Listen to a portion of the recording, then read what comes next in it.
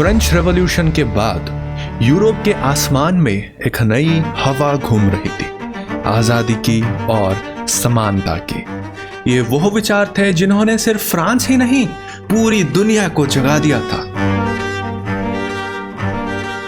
18वीं सदी से पहले समाज को स्टेट्स और ऑर्डर्स में बांट दिया गया था, लेकिन यह फ्रेंच रेवोल्यूशन का इनकलाब ने सब कुछ बदल दिया। फ्रेंच रेवोल्यूशन इतिहास में एक लैंडमार्क इवेंट है, क्योंकि फ्रेंच रेवोल्यूशन से पहले सोसाइटी पूरा अलग टाइप की थी।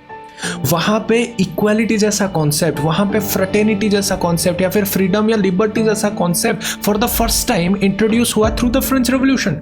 राजा जो कहता था वो डिवाइन राइट्स मानते थे, और ये जो सोसाइटी में नया आइडिया ऑफ इक्वालिटी, सब कोई इक्वल इररिस्पेक्टिव ऑफ वेल्थ, ये आइडिया सोसाइटी को फ्रेंच रेवोल्यूशन की देन थी। और ये जो रेवोल्यूशनरी आइडिया है, ये अब केवल यूरोप तक सीमित नहीं थी, ये पूरा ग्लोबली अब स्प्रेड करने लगी थी। भारत में राजा राममोहन रॉय और डेरोजियो ने भी फ्रेंच रेवोल्यूशन के प्रभाव को समझा और समझाया, लेकिन इस नई सोच को हर कोई एक्सेप्ट नहीं कर पा रहे थे। हर कोई पूरा बदलाव नहीं चाहता था। कुछ लोग कहते थे थोड़ा थोड़ा बदलो, धीरे धीरे बदलो, जबकि कुछ कह रहे थे जड़ से ही बदल दो।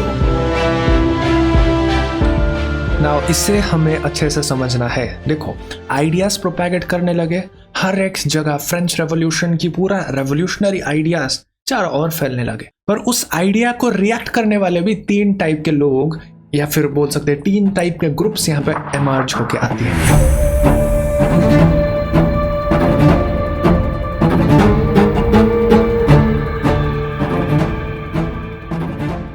अब देखो, इसे हम थोड़ा अभी आराम से समझते हैं। ये जो तीन फिगर्स, तो तीन पिक्चर्स यहाँ पे मैंने प्रेजेंट किया हुआ है, ये तीन पर्सन्स रिप्रेजेंट कर रहे हैं एक तीन डिफरेंट आइडियाज को। एक नंबर हम देखेंगे कंजर्वेटिव, दो नंबर पे हम देखेंगे लिबरल्स, तीन नंबर पे हम देख रहे हैं रेडिकल्स। इनकी फेशियल एक्सप्रेशंस आप देखो, समझ पाओगे। कंजर्वेटिव कैसे पूरा चेंज नहीं चाहते थे, पूरा ओल्ड माइंडसेट लेके यहाँ पे आपको देख रहे हैं। यहाँ पे लिबरल्स कुछ थॉट प्रोसेस में है, ये प्रोसेस करेगी हाँ भाई चेंजेस तो आनी चाहिए सोसाइटी में, पर ऐसा नहीं कि पूरा एक रात में सब कुछ जला दो, काट दो, मार दो, ऐसा नहीं। चेंजेस आनी चाहिए पर धीरे धीरे आनी चाहिए। एंड रेडिकल्स लग रहा है जैकोबिन क्लब के मेंबर की तरह। ये पूरा इनके साइड में देखो, आग वाग लेके पूरा आज करना है, मतलब करना है ना। तो थ्री डिफरेंट माइंडसेट अब यूरोप में फैलने लगी थी आफ्टर द फ्रेंच रेवोल्यूशन। इनके बारे में और थोड़ा डिटेल में हम समझते हैं, क्योंकि ये जो आपका सोशलिज्म चैप्टर है, इस सोशलिज्म चैप्टर का इंसेप्शन इन तीनों के विचारधाराओं में हुआ है।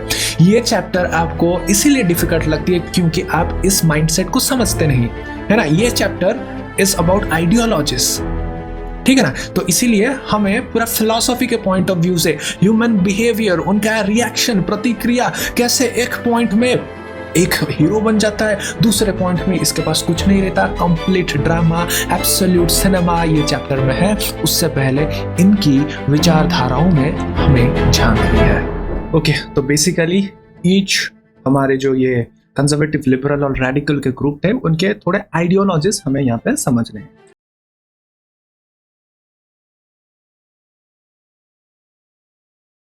ठीक है, अगर ये डिफरेंशिएशन आपने समझ लिया तो इट इज वेरी इजी। तो लिबरल्स कौन थे? लिबरल्स, उनकी डिमांड क्या थी, कोर डिमांड क्या थी? देखो, लिबरल्स थे, वो किसी चीज को सीरियस नहीं ले लेते थे, वो गुनगुना टाइप के थे, है ना। तो वो रिलीजियस फ्रीडम उनका मेन ऑब्जेक्टिव था, क्योंकि यूरोप में उस समय सिंगल रिलीजन डोमिनेट कर रहा था, क्रिश्चियनिटी डोमिनेट कर रहा था। तो लिबरल्स का मानना था कि नहीं, सिर्फ क्रिश्चियनिटी को ही हम प्रमोट नहीं करेंगे, बाकी सब रिलीजियस को इक्वालिटी मिलनी चाहिए। सो दे डिमांडेड रिलीजियस फ्रीडम, और एक चीज है इक्वालिटी बिफोर लॉ, सब कोई न्याय के आगे सेम रहेंगे। उसके बाद लिबरल्स ये बिल्कुल मोनार्कियल सिस्टम को नहीं चाहते थे, वो सपोर्ट कर रहे थे इलेक्टेड गवर्नमेंट हो, पर लिबरल्स यहाँ पे डेमोक्रेटिक नहीं थे, ध्यान से सुनो, liberals were not democratic because वो यूनिवर्सल अडल्ट फ्रेंचाइजी को सपोर्ट नहीं कर रहे थे। वो चाहते थे जो भी चुनाव लड़े या चुनाव में वोट दे वो वेल्दी फैमिली से आए, ठीक है ना, वो क्या बोल सकते हैं, वो रिच मैन हो, ओके, प्रॉपर्टी, जिसके पास प्रॉपर्टी हो वो हो, एंड वुमेन को इनका कोई सपोर्ट नहीं। लिबरल्स ना इस तरफ ना उस तरफ, थोड़े आधे बीच में liberals. Then we have radicals. Radicals का मानना था कि एक ही रात में सब तोड़ दो, मर दो, पूरा सिस्टम उखाड़ दो, है ना। तो ये पीपल वॉइस, जनता की आवाज सरकार को सेव करे, ये चाहते थे। वुमेन साइड को सपोर्ट करते थे और प्रिविलेज को अपोज करते थे। प्रिविलेज यानी एक ही जन के पास इतने सारे प्रॉपर्टी हो, this were among the greatest opposition by the radicals, है ना। वो प्रॉपर्टी को भी सपोर्ट, देखो ऐसा नहीं कि वो प्रॉपर्टी के अगेंस्ट थे, वो प्राइवेट प्रॉपर्टी के समर्थन थे, पर वो एक व्यक्ति इतने सारे प्राइवेट प्रॉपर्टी रखे, इसके अगेंस्ट में थे radicals. Okay, then I conservative, रूढ़िवादी, ये सडन चेंज को अपोज करने लगे, ये चेंज को एक्सेप्ट धीरे धीरे करने लगे बट विद कॉशन। और मोनार्की और प्रिविलेज को ये क्या करते थे, सपोर्ट करते थे। तो बाई दिस नेचर कंजर्वेटिव कौन होंगे, नोबिलिटी के ही लोग होंगे। लाइक उनका माइंडसेट ऐसा है, खुद वो आराम में जीते थे, राइट। तो चेंज क्यों चाहे वो, अगर हमें कंफर्ट मिलेगी तो हम चेंज थोड़ी ना चाहिए। और वो रेवोल्यूशन को भी फियर करते थे। तो बेसिक आइडियोलॉजी ये है।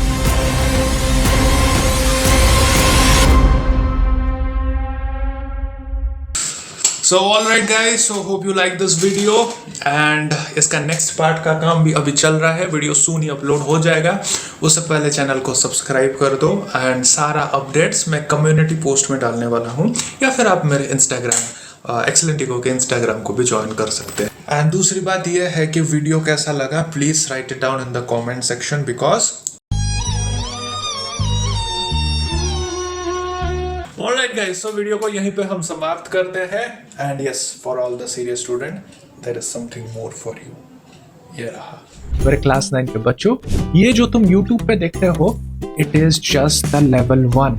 2026 के एग्जामिनेशन के लिए मैं लेके आया हूं आपके लिए एक डोमिनेंट सोशल साइंस का एक course. This is the most advance और स्ट्रेटेजिक कोर्स। ध्यान से समझो, YouTube पे जो देख रहे हैं दैट इज लेवल 1। उसके बाद उसको अप्लाई कैसे करना है, क्वेश्चन को कैसे सॉल्व करना है, क्या इंपॉर्टेंट है क्या नहीं, एग्जामिनर के थिंकिंग पैटर्न को कैसे डिकोड करना है, बहुत ही एफर्टलेसली, बहुत ही आराम वाले तरीके में हम एंटायर चीज को यहाँ पे कवर करने वाले हैं। This is a game changer course. This is a course जहाँ पे आप सोशल साइंस को लिटरली डोमिनेट करोगे, और वो भी in the most easiest method possible. Latest examination पे कॉम्पिटेंसी बेस्ड क्वेश्चन आ रहे हैं जो ट्रेडिशनल टीचिंग मेथड से नहीं होने वाले, क्योंकि वो एप्लीकेशन ओरिएंटेड है। इसमें हम पूरा चैप्टर 1 से लेके आपके हिस्ट्री, सिविक्स, ज्योग्राफी, इकोनॉमिक्स, हर एक चीज को हम बारीकी से कवर करेंगे इस कोर्स में, जो कि बहुत ही अफोर्डेबल है, इवन एक पेंसिल बॉक्स से भी सस्ता है। इस कोर्स में आपको मिल जाएगा रिवीजन नोट्स। एनसीईआरटी पढ़ने में वो स्टोरी फॉर्मेट में है, वो उतना इफेक्टिव नहीं है। हम उसको highly refined exam oriented note सबको मिल जाएगा। उसके बाद चैप्टर एनालिसिस, कहाँ पे क्वेश्चन पूछा जा सकता है, क्या चीज हमें ध्यान रखनी है, व्हाट वी शुड लीव, वो वाला भी, डिमांड ऑफ द एग्जाम क्या है उसको हम समझेंगे थ्रू द एनालिसिस वीडियो। उसके बाद हम एमसीक्यू सॉल्व करेंगे। मैं आपको सिर्फ सिखाऊंगा नहीं कि ये आंसर है वो, मैं आपको थिंकिंग करना सिखाऊंगा यहाँ पे, कि अगर हम कॉम्पिटेंसी बेस्ड क्वेश्चन को अटेम्प्ट करें तो क्या थॉट प्रोसेस होनी चाहिए, कौन सा आंसर लिखने से, कौन सा कीवर्ड लिखने से हाई स्कोरिंग मार्क्स यहाँ पे मिलेंगे, आंसर कैसे लिखा जाता है, पढ़ा कैसे जाता है, रिवीजन कैसे किया जाता है। This is a advanced course. आप एक बार इस कोर्स को चेकआउट करो। डेमो वीडियोस और डेमो नोट्स सब कुछ हमारे ऐप पे फ्रीली अवेलेबल है। डिस्क्रिप्शन पे लिंक है, वरना आप इस QR कोड के थ्रू भी इसे स्कैन करके डाउनलोड कर सकते हैं। इस साल के लिए हम डोमिनेट SST और डोमिनेट साइंस का ये कोर्स लेके आ रहे हैं, and this is game changer. Numericals पे आप कमांड करने लगोगे। This is my promise to you. ये एफर्टलेसली आप अपने class 9th and next year class 10th के जर्नी को यहाँ पे डोमिनेट करोगे। स्कैन करें या फिर लिंक डिस्क्रिप्शन में भी है। अब कहानी में आगे। यह एक नया दौर था, नए शहरों का, नए सपनों का, नए संघर्षों का।